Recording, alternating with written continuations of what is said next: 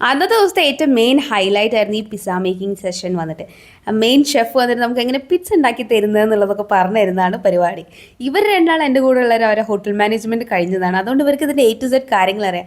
ഞാനാണെങ്കിൽ ഈ ബേക്കിംഗ് പരിപാടി ഒന്നും ചെയ്യാത്ത ഒരാളാണ്. അതുകൊണ്ട് അവിടെ ഹെവി കോമ്പറ്റീഷനാണ് നടന്നുകൊടുക്കുന്നത്.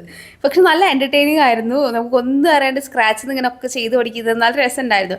ആൻഡ് ഇതൊരു മസ്റ്റ് ട്രൈ ആണ്. നമ്മളിങ്ങനെ ഏത് റിസോർട്ടിൽ പോയാലും എക്സ്പേർട്ട് അഡ്വൈസ് കൊണ്ട് ഇതെങ്ങനെയാണ് ചെയ്യുന്നതെന്നൊക്കെ ഉള്ളത്.